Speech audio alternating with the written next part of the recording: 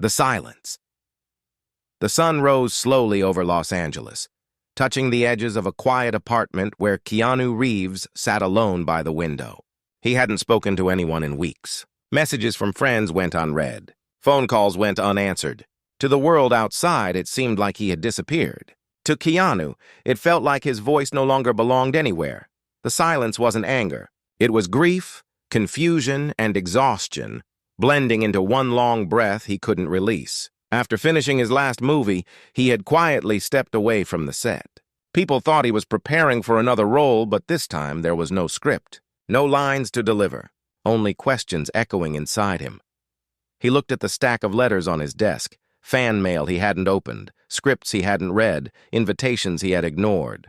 Everything reminded him of the noise of fame, the constant attention he never wanted. His heart missed something simpler. A human voice that wasn't trying to sell him, record him, or praise him.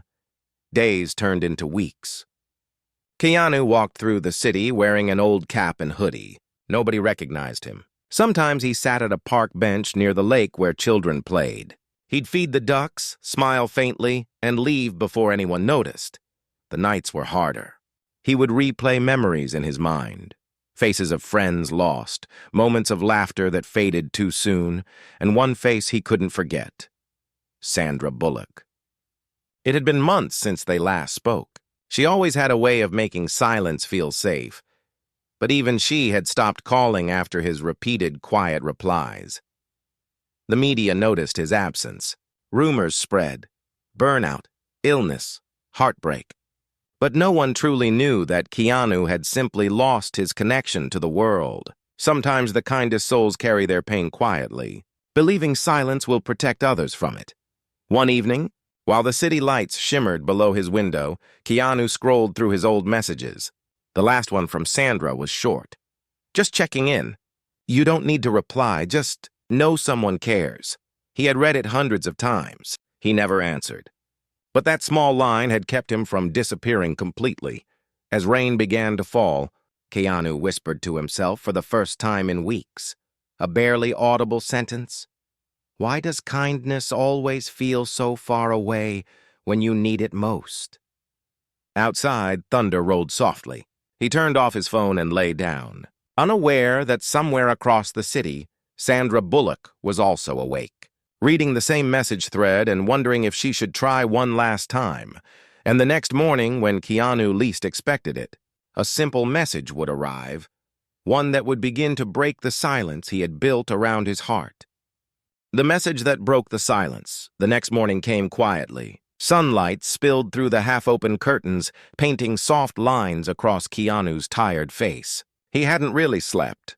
Dreams had turned into old memories, laughter echoing on movie sets, long walks after filming, and the quiet voice of Sandra saying, "Don't forget to live off camera too." As the clock touched 9, his phone buzzed once. Keanu stared at it, half expecting it to be another empty notification or random headline. But when he turned it over, a familiar name glowed on the screen. Sandra Bullock. The message was short. No drama, no pressure, just words that felt real. Hey, I don't know what's going on inside your heart right now, but remember, silence isn't weakness. Sometimes it's just your soul taking a breath. If you ever want to talk, I'll be right here, even if all you do is sit in silence. For the first time in weeks, Keanu smiled, a quiet, half-broken smile, but it was real. He didn't type a reply. His fingers hovered over the keyboard, then stopped. Instead, he put the phone down and walked outside. He wandered aimlessly through the city, breathing in the morning air. Every corner felt slightly lighter now, as if her words had opened a small window inside him. He went to a small cafe he used to visit with Sandra years ago, back when they were filming Speed. The owner recognized him but said nothing, just handed him a black coffee and nodded with quiet respect. Sitting by the window, Keanu watched people pass, strangers laughing, a mother fixing her child's jacket, an old man feeding birds. Life was still moving, even if he wasn't. As the rain clouds gathered again, he took out his phone and read her message one more time. He whispered to himself. She always knows what to say. That night, He finally opened one of the unopened letters on his desk.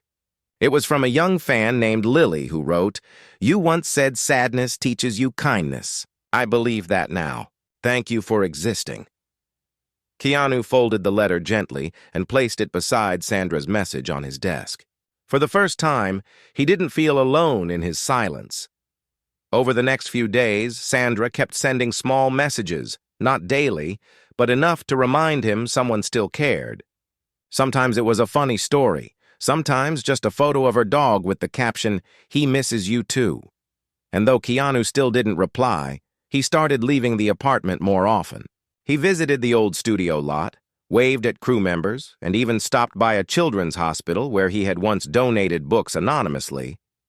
The nurses were surprised but welcomed him warmly. One of the kids handed him a handmade card that said, "Thank you for being real." Those words hit deep. He realized how many people saw him not as a star, but as a person who made them feel safe. That night, back home, he finally picked up his phone. His hands trembled slightly as he typed just 3 words to Sandra. "Thank you, friend." He hit send. And for the first time in months, his chest felt lighter. Somewhere across town, Sandra smiled softly at the message, whispered, "Welcome back," and set her phone down with tears in her eyes. She knew this wasn't just a text. It was the beginning of his return, not to Hollywood, but to himself. The quiet meeting days passed gently after that message. Keanu began to feel the world again, not through fame or noise, but through small, honest moments. He still didn't talk much, but his silence had softened. It was no longer heavy or cold. It was healing. Sandra didn't rush him. She knew Keanu well enough to understand that forcing light into someone's darkness only makes the shadows hide deeper. Instead, she sent little things that made him smile. A picture of her morning coffee, a short clip of a bird stealing bread from her garden, and sometimes a simple line like, "Today's a good day to walk barefoot in the grass." One morning, she texted again, "I'm at the old film studio. It's so quiet here. Feels like the walls remember us." Keanu read it twice. Something in his chest stirred, memories of laughter, retakes, late-night conversations under studio lights. Without thinking, he grabbed his jacket and keys. The drive was long and silent. As he reached the gates, the guard recognized him instantly. Keanu gave a small nod and entered the lot where so much of his past still lived. The old set stood empty. Broken props, faded posters, and dust-covered lights. Everything looked forgotten yet familiar. Then, near the old soundstage, he saw her. Sandra Bullock, wearing a simple gray sweater and jeans, sitting on a wooden crate, sipping coffee from a paper cup. She looked up, surprised but not shocked, as if she had somehow known he would come. "Hey, stranger," she said softly. Keanu smiled faintly. Hey, for a while they didn't talk. They just walked through the studio lot, looking at the old sets. They stopped near a wall covered in old film photos, moments from their movie speed. There they were, young, laughing, free. Sandra looked at one picture where Keanu was helping her fix a loose strap on her costume. She laughed. "You always fixed things, didn't you?" He looked at her, his eyes gentle. "Some things break differently," he said quietly. She didn't press. They sat on the edge of the old stage and watched as sunlight broke through a cracked window. It painted them both in gold, as if time itself had paused. Then, Sandra pulled something from her bag, a small notebook. She handed it to him. "I've been writing things I never said. Maybe you should too." He opened it. On the first page was a simple line. "Kindness doesn't always need words." He closed the notebook and smiled, a soft warmth returning to his face. "You always write the right words," he said. She chuckled. "Maybe I just write what you forget to say." They sat there until the sun began to set. Keanu finally spoke, his voice steady but quiet. "I didn't mean to disappear, I just didn't know how to exist without pretending." Sandra turned to him, her eyes filled with understanding. "You don't have to pretend, not with me. Not ever." For the first time in a long while, Keanu felt seen. Not as a star, not as an icon, but as a person still learning to breathe. As they left the studio, Sandra stopped and said, "Come to dinner tomorrow. No cameras, no people. Just food, music, and silence. The good kind. He hesitated, then nodded. Okay. And as she walked away, the corner of his lips lifted. He whispered to himself, maybe silence can heal, if you share it with the right person. That night, for the first time in months, Keanu cooked himself dinner, played quiet jazz, and left the window open to let the city's soft hum in. Somewhere in that rhythm, a piece of him started coming back to life. The dinner that changed everything. The next evening arrived quietly, the way important moments often do. Keanu stood in front of the mirror wearing a simple black shirt and jeans. He hadn't dressed up for anyone in months, but tonight wasn't about looks. It was about showing up. For himself, for a friend, for the first hint of life he'd felt in too long. He drove through the dim Los Angeles streets, the city lights flickering like scattered stars. Sandra's house wasn't far, tucked away behind trees and warm lights. When he reached the gate, it opened slowly, almost like it had been expecting him. The smell of home-cooked food greeted him before the door even opened. Sandra appeared, smiling softly, holding a dish towel. She looked relaxed. No makeup, no camera glow, just kindness written all over her face. "You came," she said. "You invited," he replied, with a quiet smile. Inside, the house was filled with gentle music. Candles flickered on the dining table, and a golden retriever wagged its tail near the couch. The world felt smaller, calmer here, like a safe corner where hearts could finally rest. They ate slowly, laughing over old memories from movie sets. Sandra teased him about his serious face during interviews. He joked about her always stealing the director's chair.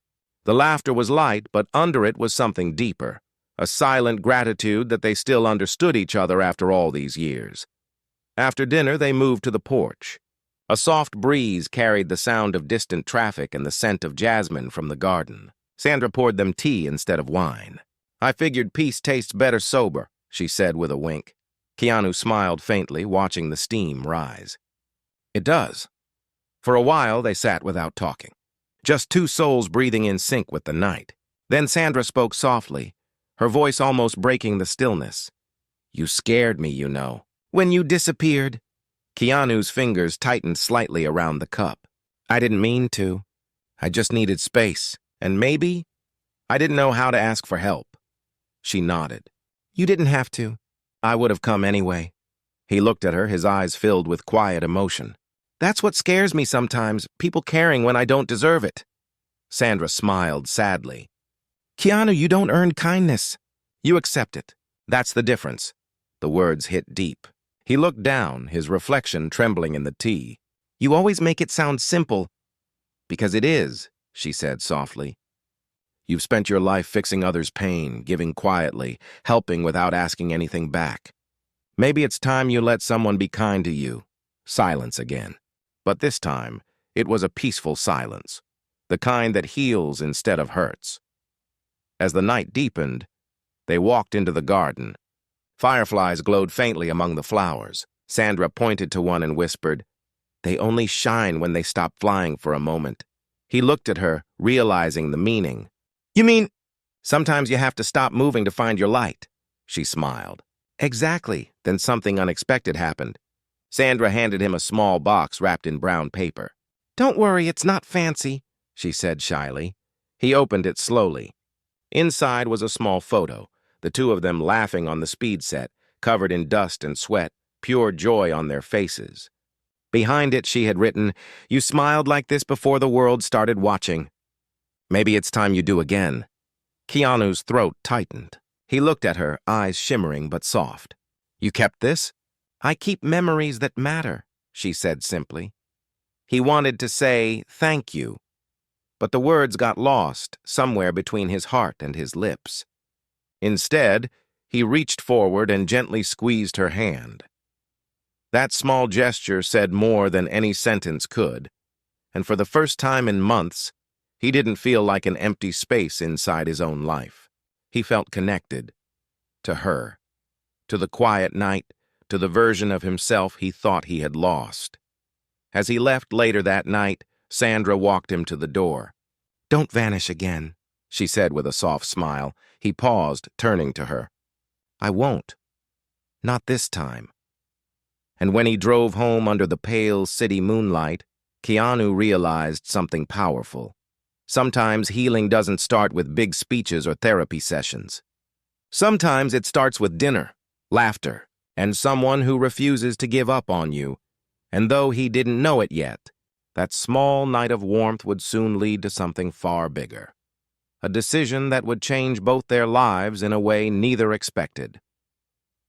The decision, the morning after that dinner, Keanu woke up feeling something he hadn't felt in a long time. Peace. Not the loud kind that comes from distraction, but the soft kind that comes when your heart finally starts trusting again. Sunlight filled his apartment, and for the first time in months, he didn't close the curtains. He made coffee, sat by the window, and looked at the small photo Sandra had given him. Her handwriting on the back echoed in his mind. "You smiled like this before the world started watching." That sentence stayed with him. Maybe the reason he stopped smiling wasn't because the world changed. Maybe it was because he forgot how to see the world without fear. Around noon, he called Sandra. His voice was calm, almost uncertain. "Hey, it's me." She laughed softly, pretending to act surprised. "The man who uses text messages like smoke signals finally calls." "I thought you'd block me by now," he said with a quiet chuckle. "Never." "What's up?" He hesitated, then said, "I want to do something different. Not for fame, not for cameras. Something real. Something that gives back." There was a short silence before she replied. "Tell me more." "Remember those children's hospitals we used to visit?" He said. "I was thinking, maybe we start something new, a small fund. No names attached, no spotlight. We just help kids who need medical care or education." Sandra's voice softened. "Keanu, that's beautiful. You in?" "Always." They spent the next few hours planning. Sandra suggested calling it the Smile Project. Keanu laughed gently. "You just want to make me smile again, don't you?" "Guilty," she said. They agreed to keep it anonymous. No press, no interviews. Just kindness and silence. Weeks passed as they worked quietly behind the scenes. Together, they funded a children's art program in Vancouver, a music therapy room in Los Angeles, and a scholarship for orphaned students who loved acting. Each time they received photos or thank you notes, Keanu's heart softened more. The man who once feared speaking was now speaking through actions. But as the project grew, word started to spread. Whispers reached reporters. Articles began hinting about a secret kindness fund run by two Hollywood stars. Both of them ignored it. But one night, a journalist managed to catch a glimpse of them at a hospital event. The next morning, headlines flooded the internet. Keanu Reeves and Sandra Bullock's secret kindness project revealed.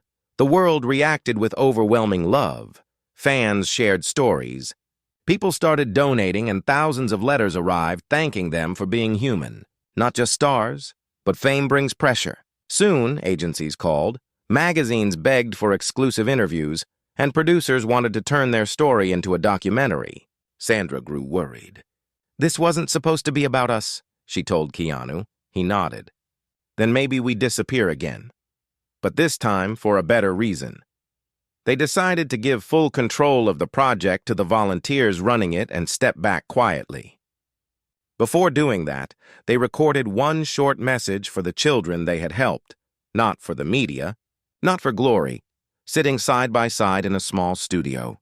Keanu spoke softly. "If you're watching this, we just want to say your courage means more than anything. Sometimes life will be quiet, sometimes it will be heavy. But kindness always finds a way to speak, even when people can't." Sandra added, "And remember, you don't have to be famous to make a difference. You just have to care." The short video went viral within hours, not because it was dramatic, but because it was sincere.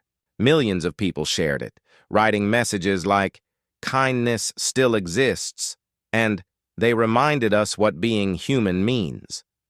That night, Keanu stood on his balcony, watching the city lights shimmer. His phone buzzed again, a message from Sandra. "You spoke today and the world listened. Are you smiling yet?" He looked at the sky and whispered, "Yes, I am." But deep inside, he knew something else. The journey wasn't over. Something in his heart told him that one final act of kindness, one last quiet gesture was still waiting, and that gesture would reveal a truth about his silence that not even Sandra knew yet. The letter that revealed everything, weeks passed since the Smile Project went public. The world was still talking about it, but Keanu and Sandra stayed silent, just as they promised. They had already done what they wanted, planted a seed of kindness that now grew on its own. Keanu spent his mornings walking near the same park where he used to sit alone.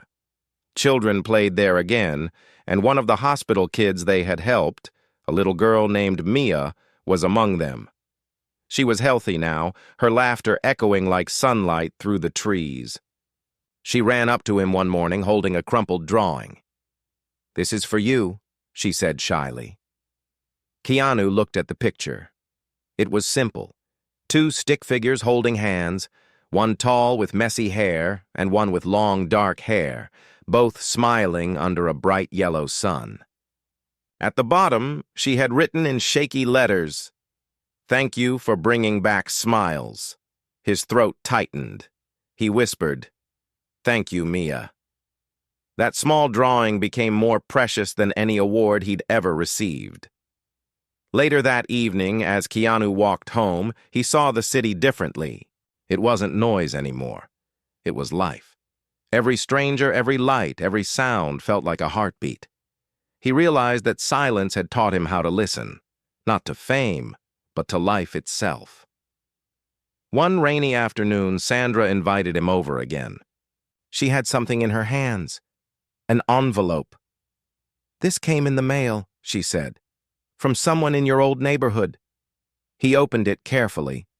Inside was a faded letter, written in rough handwriting. "Dear Mr. Reeves, I used to work near your apartment years ago. You probably don't remember, but one day I saw you sitting on a bench feeding pigeons. You looked so sad, so lost. I didn't know what to do, so I left a note on the bench. It said, 'Even when you are silent, the world still needs your kindness.' I didn't know if you ever saw it. But when I saw the Smile Project, I knew you did. Thank you for proving that quiet hearts can change the world." Keanu froze. Memories rushed back. Years ago, on one of his loneliest days, he had indeed found a small note like that, just one line that stopped him from giving up. He had kept it folded in a book all these years without knowing who wrote it. His voice trembled as he whispered, "She was the reason I didn't disappear that day?" Sandra looked at him, eyes soft with understanding. "So it wasn't my message. That brought back your smile. It was hers?" Keanu shook his head slowly. "No, it was both. It was everyone who refused to let silence win." He smiled then, not the polite smile of interviews, but the warm, honest one that reached his eyes. "You, that stranger, those kids, you all kept reminding me that kindness doesn't end just because words do." They sat quietly for a while, the rain tapping softly on the windows. Sandra finally said, "You know, maybe the world didn't need to hear from you all those weeks. Maybe it just needed to learn from your silence." He looked at her, his voice calm.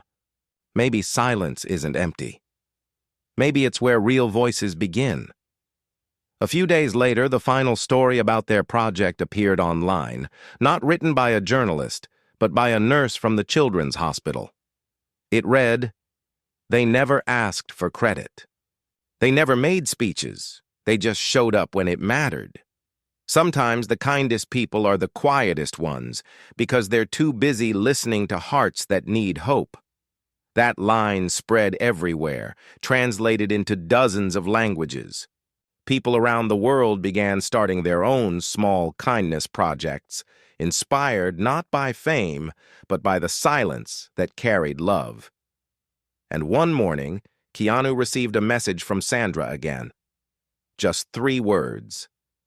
"You did it," he replied. "No, we did." That evening, as the sun dipped behind the city skyline, Keanu sat on his balcony holding Mia's drawing in his hands. He finally understood. His silence had never been a sign of weakness. It was a bridge, a quiet pause that led him back to life, to people, to himself. He whispered softly into the golden air, "Thank you for finding me when I couldn't find myself." And far away, Sandra looked at the same sunset, smiling, knowing that sometimes the most powerful words are the ones spoken without sound.